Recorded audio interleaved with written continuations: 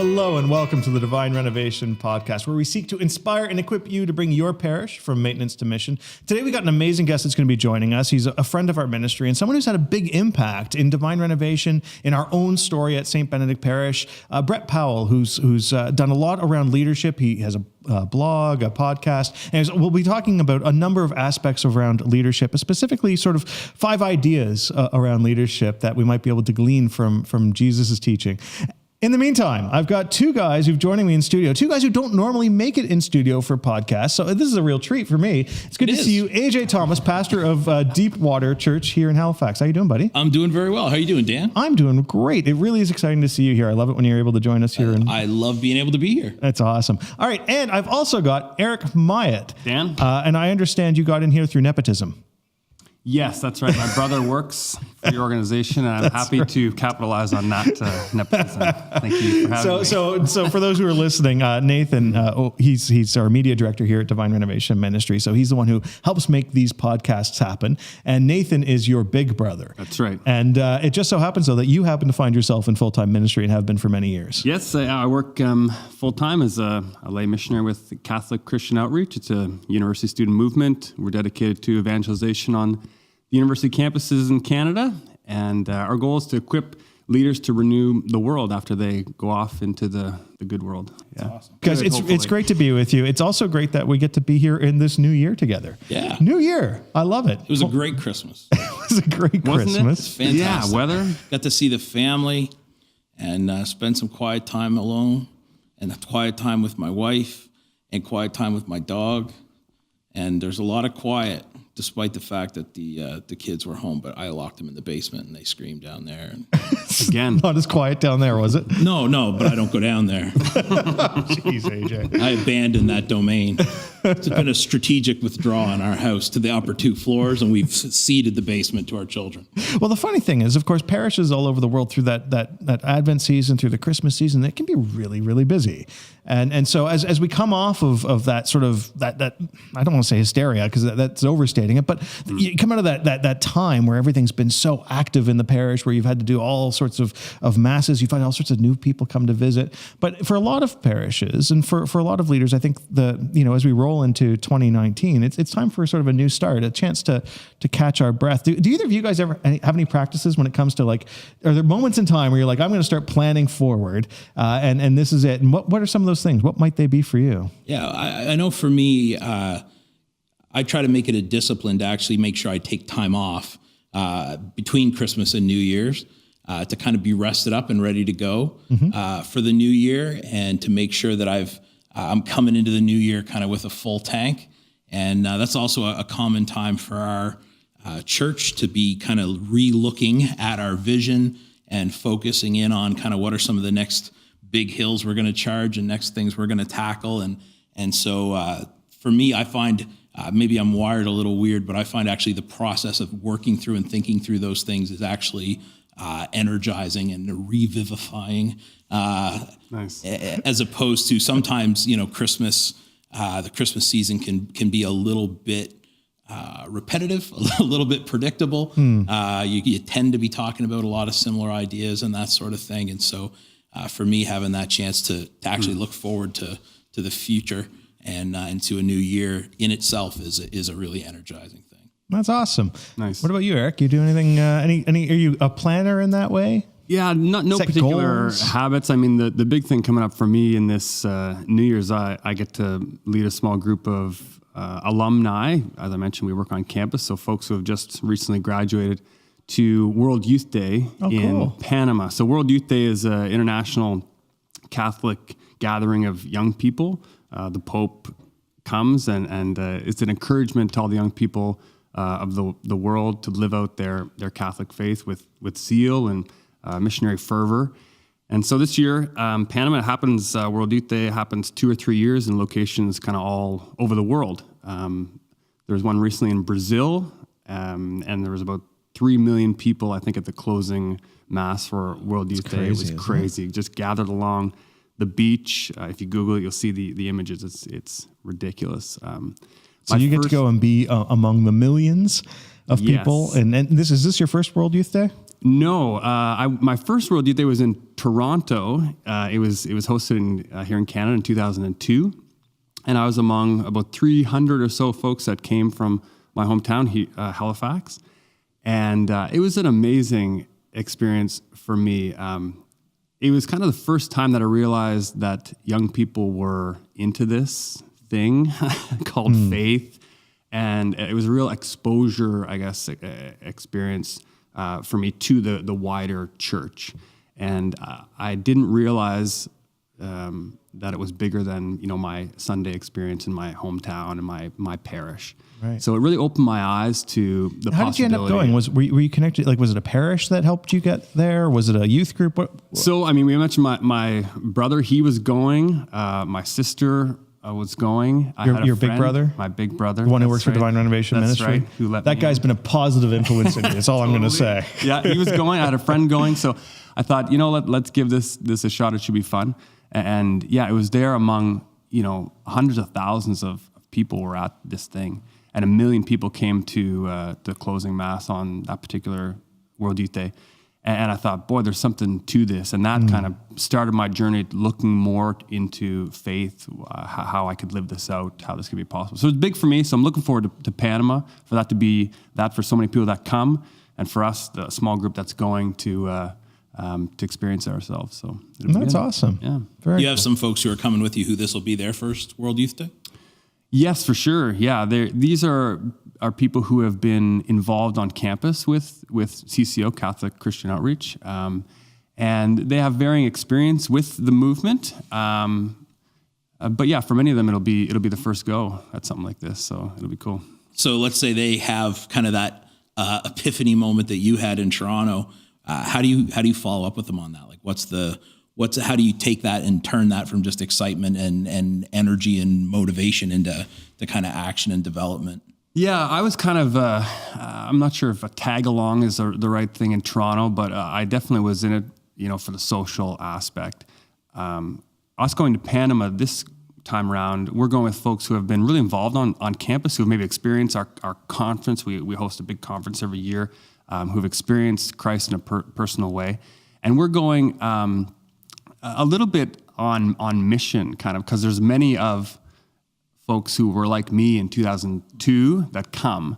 And so we're hosting some of the stages, some of the morning sessions at World Youth Day. And our real hope is to introduce folks to Jesus, to help them deepen perhaps their experience of him. Or like I was in Toronto back in 2002, I'm just kind of along for the ride. What is this all even about? And so we're going to be helping facilitate, hopefully, in various ways throughout World Youth Day, that experience for others. So that's really the hope of our little mission team as we go and kind of help out at World Youth Day. Yeah. That's awesome. Yeah, it'll be good. So obviously our ministry, our Divine Renovation ministry, we're cyclical in terms of the calendar year. So that's our budget year too, right? So I feel like we're starting this whole new year with this whole blank slate. And it gets exciting when I think of all the opportunities that are ahead of us. There's a few conferences coming up this year that I'm excited that we'll be doing. I don't want to. They're not all public yet, so I'm not going to share all of the news. But we'll be in Europe a few times, I think, and it's going to be great for impact in that area. But I have a question for you, AJ, because I think one of the things that when I think of our fiscal year turning over, I'm just thinking about parishes, churches. You've got a church. When it comes to new fiscal years and new challenges and growth, what are some of the things that you do in terms of trying to get people motivated to start giving and be part of a new year of ministry? Yeah, well, I mean, we preach about it, we talk about it, we teach on giving, we present it as not just we've got bills to pay and so cough up the money, but speak of the way it helps us in our own development as disciples of Christ, and how, when we call people to give, it's not because we need the money, it's because they need to give. It's a spiritual discipline that's healthy. And so this year, actually, we're trying something that we've never done before, called the 90-Day Tithing Challenge. And we're going to lay out for people the call to tithing and the need to give, again, in terms of for our own spiritual development, and invite people to full on tithe, not just, give a little, but give 10%, tithe 10% of their income for 90 days. And if at the end of that 90 days, they don't feel like their spiritual life is in a better place, or they feel like, financially they're now shipwrecked or whatever else, if they think, man, that was a mistake, we're going to return all that money to them. And the reason we want to do it that way is to try to drive home this idea that it's not about us getting the money. It's about how important and how valuable and how beneficial it is to give. And it's interesting, if you look in Scripture, there's a lot of warnings against, kind of playing fast and loose with God and kind of testing him and all this kind of stuff. But there's this one passage where when it comes to giving, he says, go ahead, test me.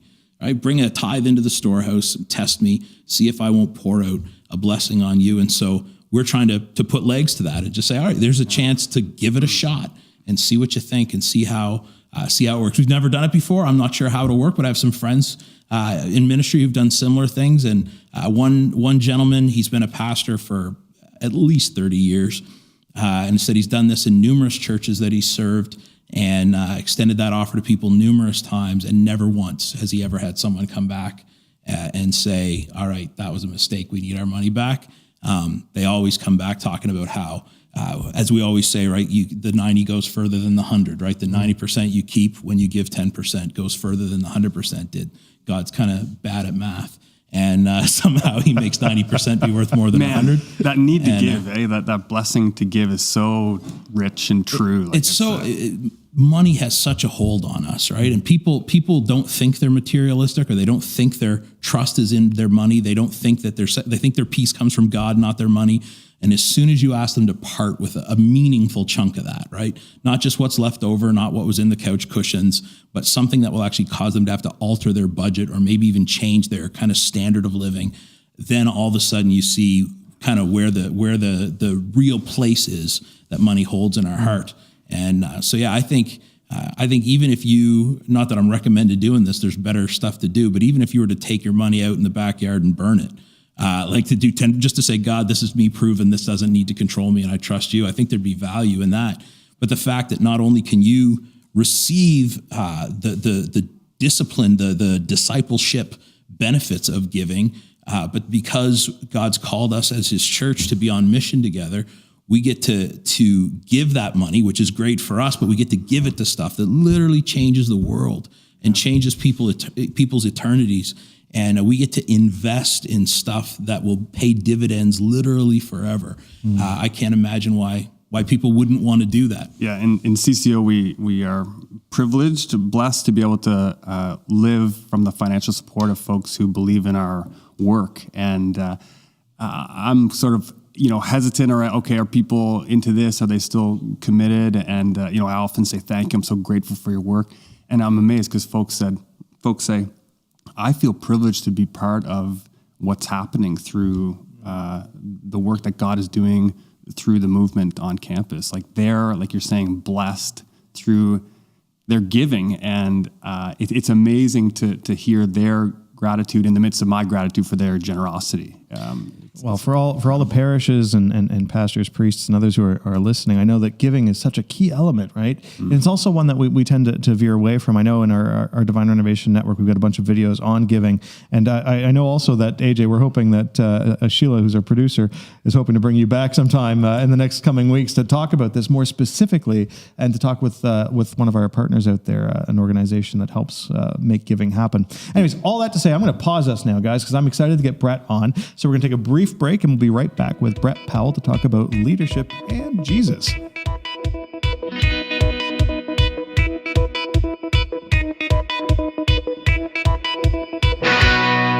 Welcome back, and it's so great to have you along with us, Brett. I don't want to overstate sort of your impact and your importance, but at the same time, I want to be fair to recognize and note sort of the impact you've had in our ministry at Divine Renovation, and also St. Benedict Parish, where you've been actually a pivotal part of the story. Father James has often said that you're one of a handful of voices around leadership globally that really resonates with him and that he really connects with. And so it's such an honor to have you with us here on the podcast. So thank you for joining us, Brett. Hey, great to be here. and to be caught up in this wonderful movement. So privilege. So look, there's another leader that Father James is fond of. His name is Jesus. And, anyways, there's a couple things that, when we were talking before today with our team that, there's a couple things around the subtle lessons of leadership from Jesus that you thought you might help us zone in on and just to speak to. Why don't you give us the first of those? Sure. Actually, what I'd like to do, Dan, I want to back up because the principal idea is actually not my own. The idea that we as church leaders have to find leadership sources beyond sort of the leadership gurus and chapters and Amazon and all that first came to me through Jim Collins. Everybody's familiar with Jim Collins. Yeah, of course. Right? So and Jim is one of these guys that a lot of the people in the church and in nonprofit world really are fans of, and he's had an incredible impact. So one of the books that he wrote was called Good to Great, which I'm sure you guys are familiar with.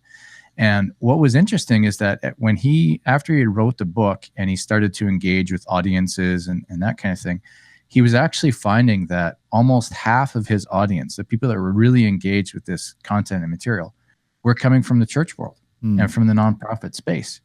And so much so that he actually wrote another monograph, is what he called it, called Good to Great for the Social Sectors. So I want to just read something from that, if I could. Please. Would that be all right to get us going? So this is the words of Jim Collins. And he said, "We must reject the idea, well-intentioned but dead wrong, that the primary path to greatness in the social sectors, and I would say in the church, is to become more like a business. Most businesses, like most of anything else in life, fall somewhere between mediocre and good. When you compare great companies with good ones, many widely practiced norms turn out to be correlating with mediocrity, not greatness. So why then would we import these practices into the social sectors and into the church?" So he was essentially reminding us that there is a call to greatness, first of all. It's not a call to be like a business or to be running like a corporation, but a call to greatness. And it was that word greatness that struck me because Jesus talked about greatness.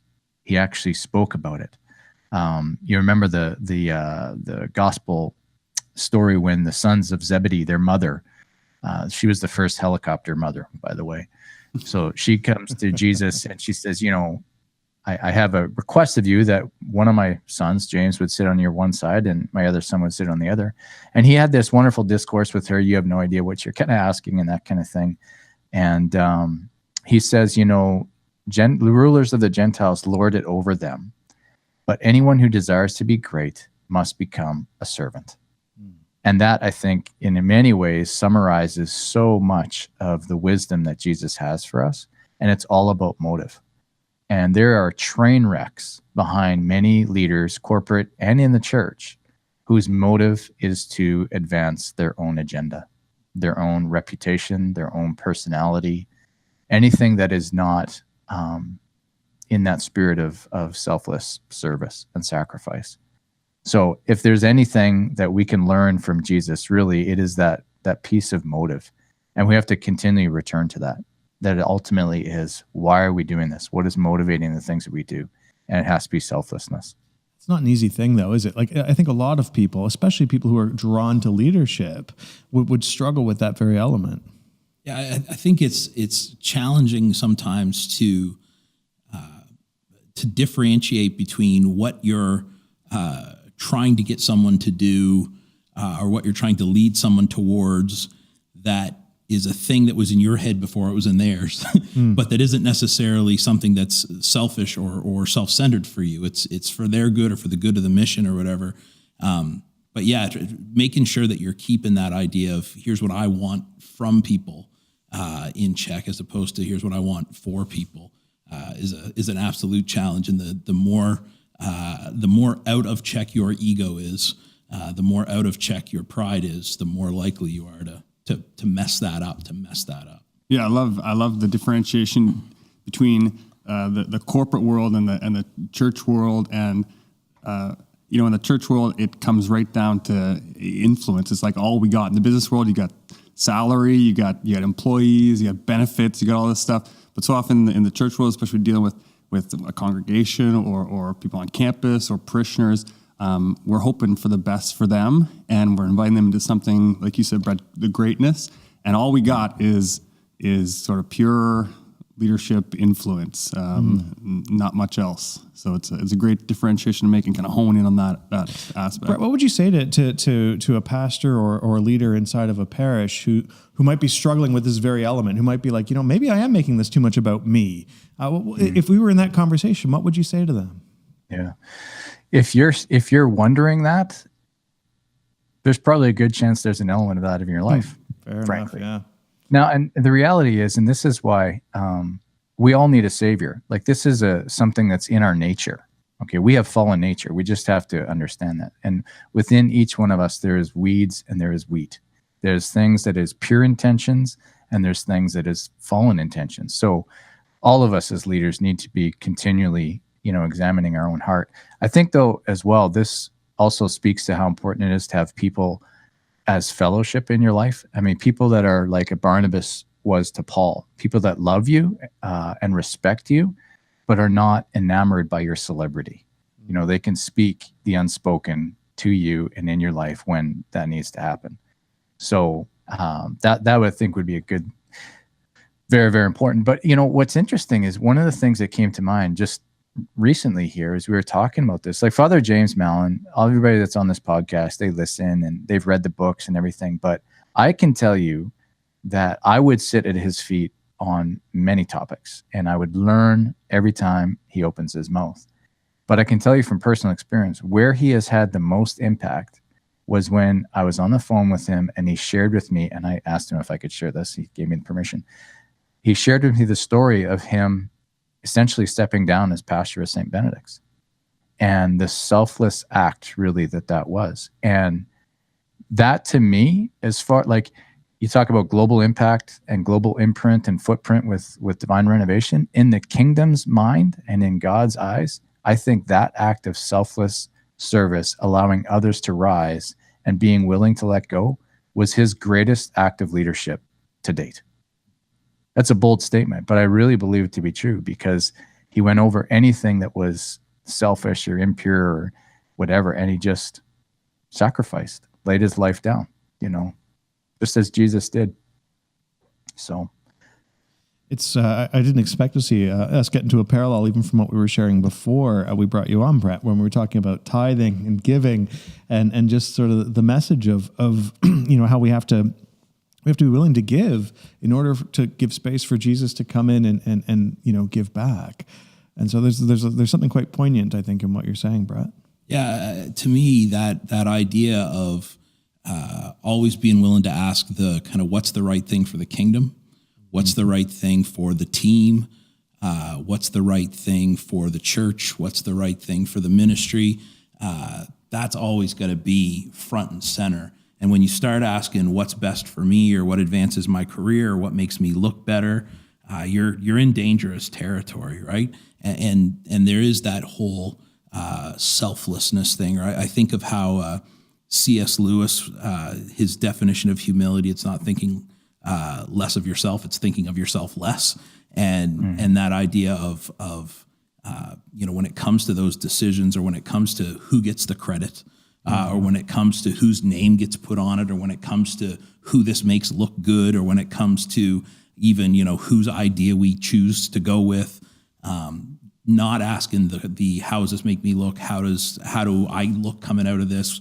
Will this advance me or whatever? But instead going, what's going to be the best thing for the team? What's going to be the best thing for the organization, the mission? Ultimately, what's going to be the best thing for the kingdom?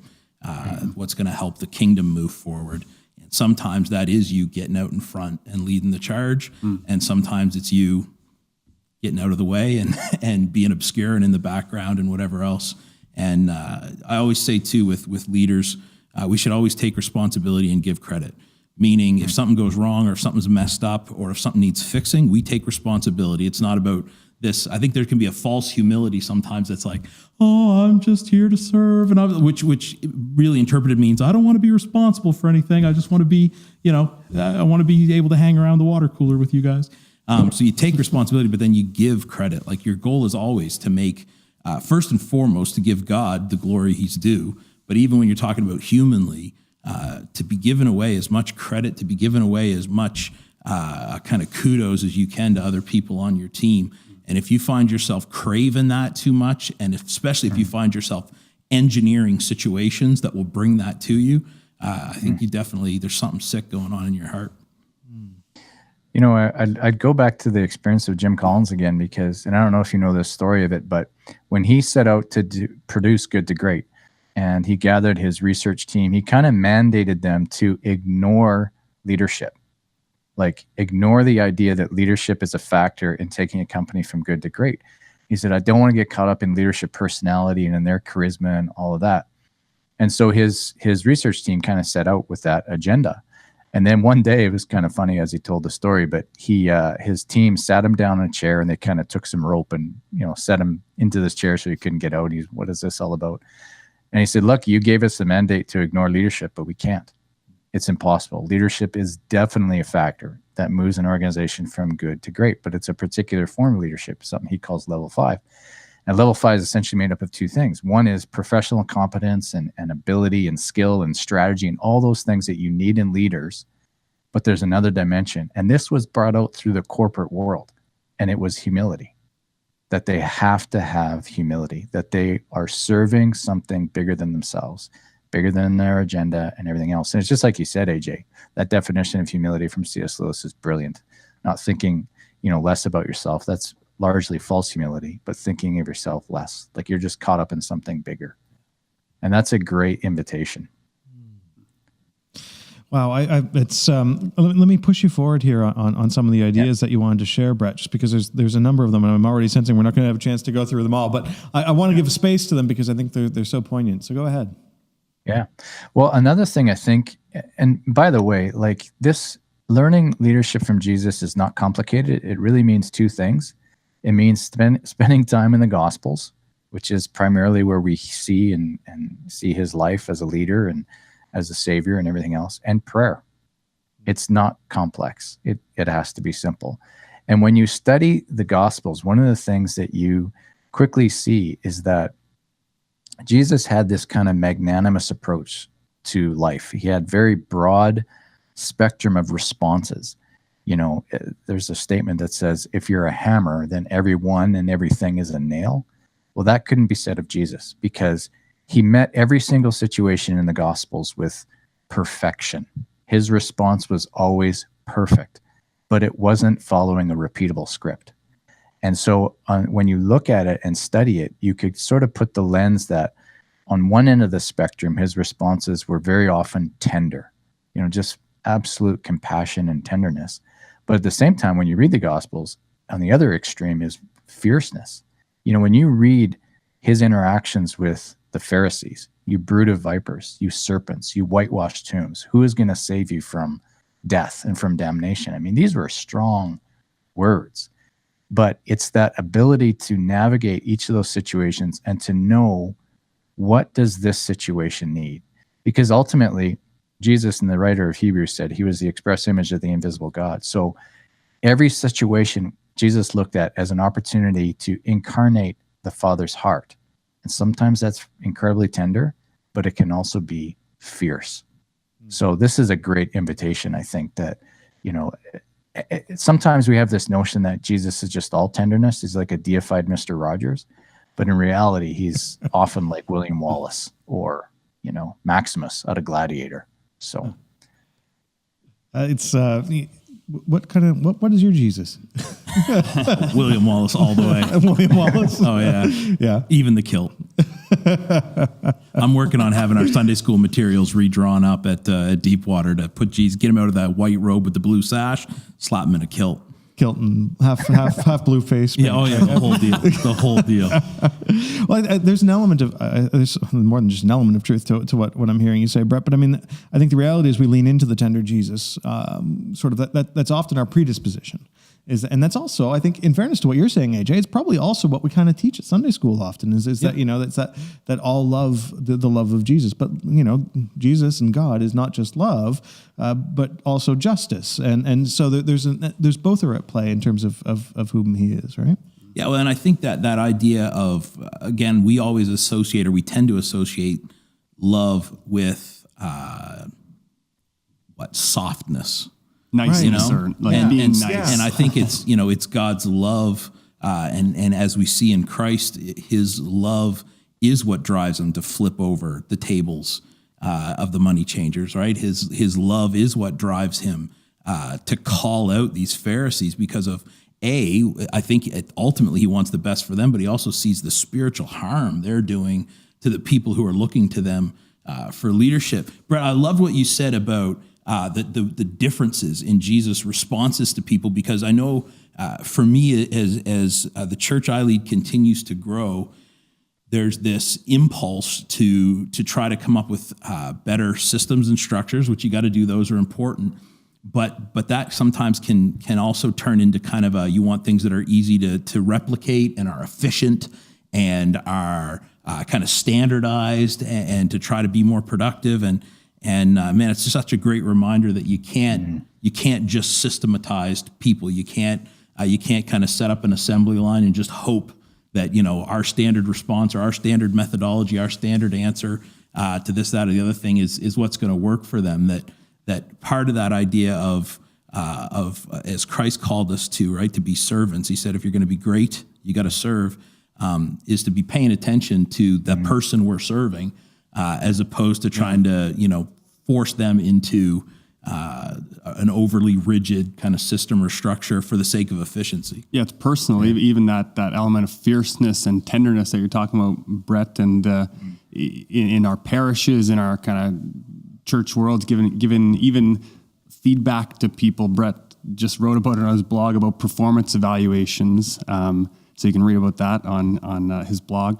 But he talks about like the more real time feedback, which is, in my mind, a combination of this tenderness and fierceness. I mean, we in our people, especially our leaders, those who are representing organizations or the church in a very specific way, to bring encouragement, tenderness, love, appreciation, gratitude for all their work.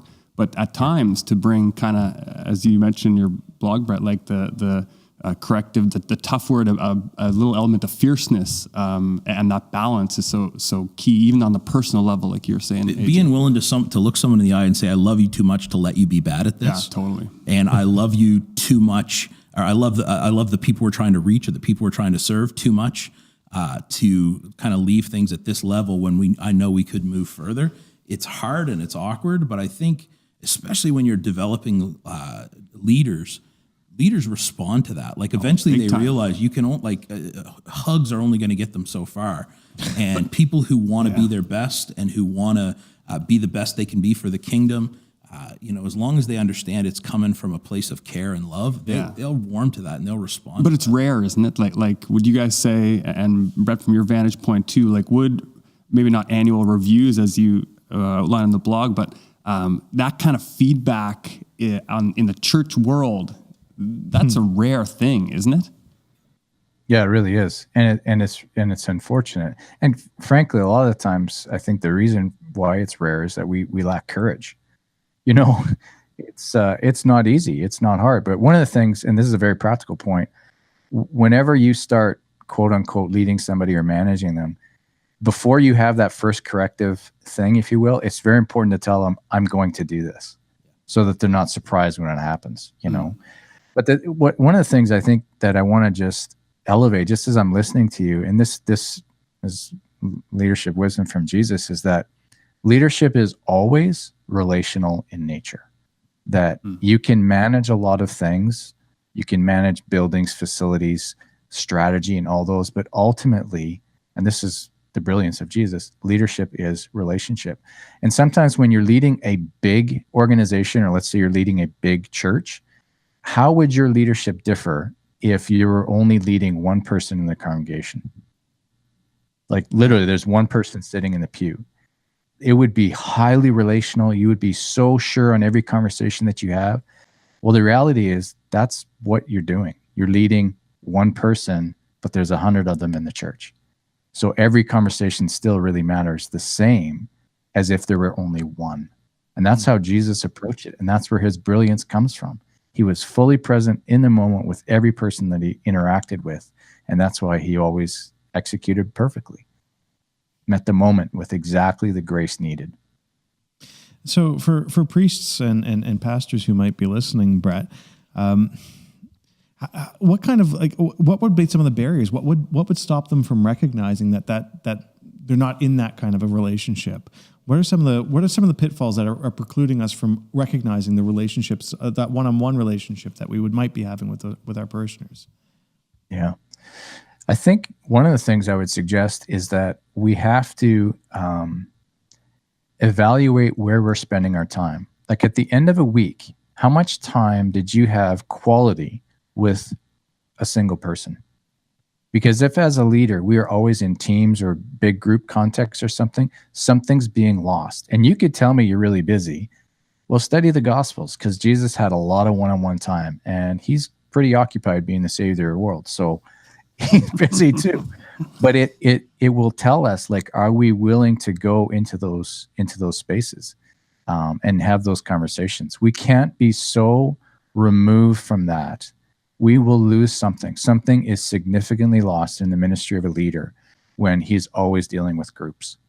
When he does not make space for one-on-one conversation with people. That's an absolute objective measurement. Have I spent that time with people individually?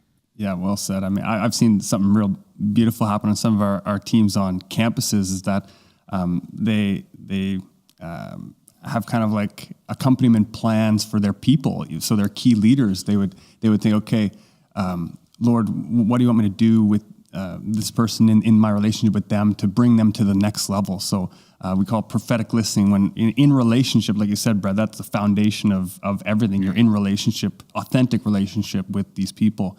And you listen and say, okay, Lord, where is this person?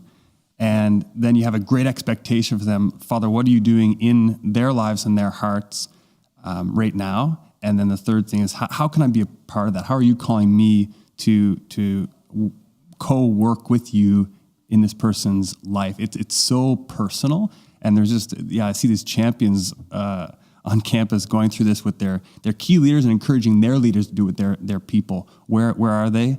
What's next for them? What's the next big thing? And how can I be a part of that? And it's so personal, so humble. They're literally meditating on the good of somebody else. And I see it. I'm amazed at how they operate and encourage that in their teams and operate in that.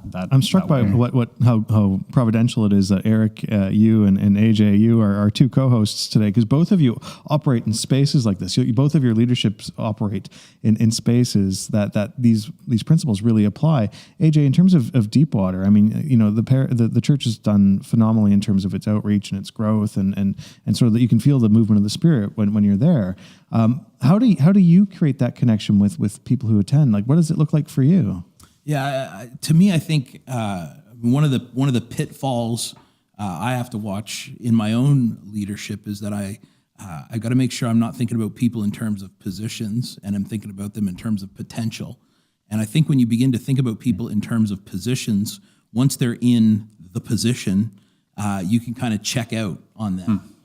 Right? Because it's like that's the finish line, right? That's what I love about what you're saying, is to go, my job is not to get people into positions. My job is to help people reach their full potential for God, their full potential in ministry, their full potential in their growth as a disciple. And so I've got to be dialed in to them one-on-one. Now, obviously, I can't do that for that one-on-one thing for everyone in the church. Jesus at best did the one-on-one thing with 12 people, right? Yep. And one of them didn't work out real good. And so, I think if I can build that and model that into the key leaders, which for me would be my staff and my board, and then have them kind of multiply that out from there. But again, I guess for me, the big question I've always got to be asking myself, and the discipline I try to be in, is when I look at those people in our congregation who I have some kind of connection with because of a role they're in, or just because I see that kind of potential in their life, not just to be asking, how do I, get them slotted in somewhere and then leave them, but to say, how do I kind of go on this journey with them, right? And so I want to be the one helping them find a place to serve, for example, but I also want to be the one who comes along and ask them to leave that and do something else sometimes, right? Yeah. To step into a different level or a different kind of leadership. And I think there's a corporate element to this to balance as well. The one person at a time, like you're bringing a congregation to a place, like at St. Benedict, they call it the pipeline. So, we encourage people to bring and invite people to Alpha. They take Alpha, they go on team, and then so on. So there's definitely a pipeline, I think. So it balances in contrast with the one person at a time. It's a both and deal in my mind. It must be interesting for you, Brett, because one of the various hats you wear, and I think one of the ones that one of your primary roles is you're working for the Archdiocese of Vancouver. So you must see this also at the diocesan level in a way that perhaps the three of us wouldn't encounter as in the course of our normal work. Right. Yeah. One of the things I would say, and picking up on something AJ said, because I think it was brilliant, is this idea that as leaders, one of our jobs is to recognize the potential of our people. And even Jesus kind of manifested this and gave an example. Like he said to his disciples, "You will do greater things than what you've seen me do." He was speaking into that from the beginning. And if as leaders, all we did was, communicate to people their dignity, worth, and potential, and then release them with the fullness of the voice that they have for the world, we have done amazing things. As a leader, one of my jobs is to just simply remove the obstacles for my people so that they can flourish, right? To just, what can I do to serve this leader who has a voice, who's going to make an impact, and do that. That's really what it comes down to. A leader's job is to remove obstacles so people can do amazing things in God's grace. Yeah, we often say that leadership is the one gift that unleashes all the other gifts. And I know for me, my dream for the team I lead is for it to look like they don't need me. I want them to be able to do it without me, but I know they can't do it without me. If that makes sense, right? that there's something about, like you talk about, removing those obstacles and making sure they have the resources they need. And even sometimes it's concrete skill development, and sometimes it's just encouragement in the most literal sense of giving them the courage to go for it, like telling them you believe in them and you think they can do it. I love, every time something great happens at Deepwater, and I'm one of the last people to find out about it, I love that. Every time there's some amazing thing that happens that I wasn't in the loop on, I love that, and I want to see our church come to the place where where people are honestly not 100% sure why I'm there, except for those people in those senior leadership roles, and that they're glad I am. But man, to me, anytime you go into a church and everything clearly ties back to the pastor, or anytime you go into any organization and every good thing was something they did, and every good idea was one they had, and that makes me nervous. And you become a bottleneck, right? You become a bottleneck, and you become the limiting factor on how much impact God can have through your church. And I love that idea of, like, my job is to make other people awesome. Like, it's not my job to be awesome. I want people to have, I want the people on my team, I want people to have a higher view of my team than they do of me. I tell my team this often, and I tell people who want to hire people from my team this often. I say, offer them jobs, please offer them jobs. I said, I don't want a team that other people don't want. Like, I want people to want the kind of people that I have on my team. And if I have someone that no one else wants to hire, why in the world do I have them on my team, right? Right. And that's the thing. Like, I want to help develop my team, my staff, my leaders. I want to help develop them to the place where, not that this is the goal, but it's kind of an indicator where other people are looking and going, man, I wish they were on my team, as opposed to just looking and saying, like, oh, AJ's good. You know what I mean? I want them to see my team as the big deal, and to see what we do as an organization. And the irony of that is, to what you were saying, Brett, that the way to do that is actually not to focus on the team as a team, but a lot of times it's to focus on the individual people and kind of work with them to bring out their full potential. Yeah. The example that comes to mind out of the gospel, just as you were talking, AJ, is John the Baptist. So he had a pretty significant ministry going on, and people were joining him, and he was experiencing some of that celebrity status and all the rest. And then a couple of his disciples were called by Jesus to follow him. And his response was just so beautiful. He said, I must decrease and he must increase. Like if our people, in a certain sense, turn their back on us, if you will, to pursue intimacy with Jesus and to pursue discipleship and whatever it is that he has in mind, we've won. Absolutely. This is not about people leaving. This is exactly what we should all want, is our people to find Jesus and to find their voice in him and go scream and yell and sing that voice for the whole world to hear. Now, for the record, none of them leave. That's the other thing I like about it genuinely, though, is it is a good internal check for me to know, like, we try to pay fairly and all that kind of stuff, but part of the reason people work for me, I mean, in the most org charty sense, part of the, the main reason they're working for me is really because of how I'm invested in them. Like they can get the paycheck somewhere else.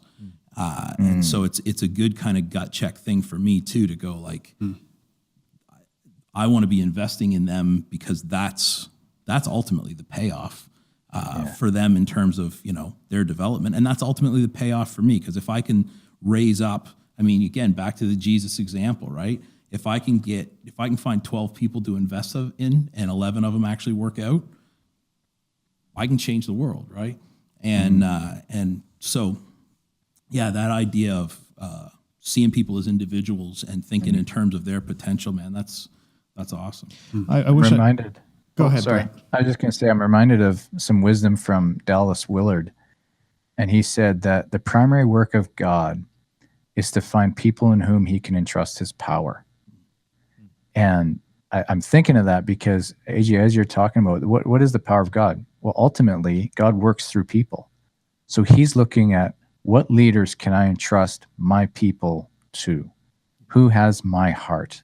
Who will operate with the spirit of my son? And when he entrusts us with these people, man, do we have a privilege and an honor, a stewardship over them.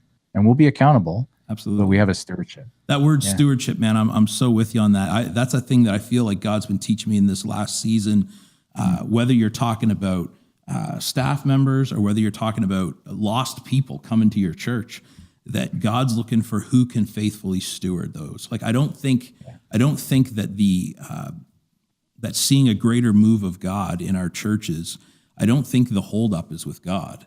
I don't think, he's sitting in heaven somewhere going like, nah, let's let a few more, pass into eternity without me. Like, I think he's looking for those who will be faithful.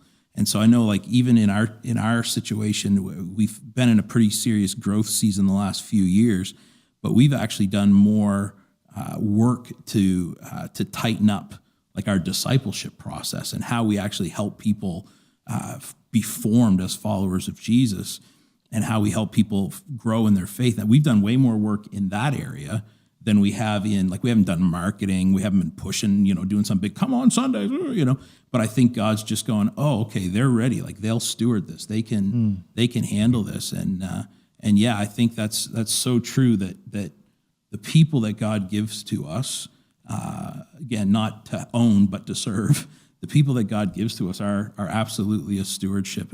And sort of to what I was saying earlier, like I have people on my staff, I know, like, they're not going to retire from working with me. They're going to go do something else.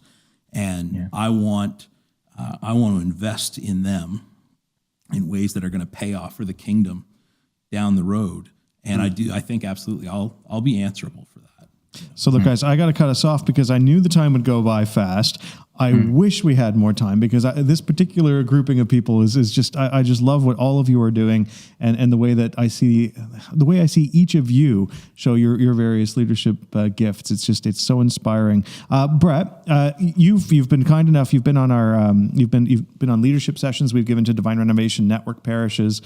So for parishes who are in the network, those are still available on our site. I was so excited that we were able to bring you here onto the podcast so other people could get exposed to you and your style of leadership, but also your style of coaching and teaching, because honestly, you're an inspiration in terms of what you're able to give. If people want to get more connected with you, there's obviously your blog, and that's at brettpowell.org. Is that right? Correct. Yep. brettpowell.org. And then I guess the other thing, if people want to tune into this, a good friend of mine who's a clinical counselor by profession have a podcast called The Way of the Heart. And you can find that at wayoftheheartpodcast.com. Wonderful. It's mainly for men. It's speaking to men, dads, leaders, but anybody can benefit. So just a little disclaimer there. That's so great. And if they want to visit you, they can come out to Vancouver, and you'll be at the coffee shop. Is that Absolutely? Come for dinner at our house. There you go. An open invitation. Brett, do you know how big our audience is? you might not as big as his family. Oh, God bless you, Brett. Thank you so much for joining us. I really do appreciate it. And if you've enjoyed this brief conversation, do check out Brett's website, his blog, and of course the podcast. Thank you so much for being with us, and we look forward to being with you again in the coming week. God bless. Pleasure. Thanks, guys.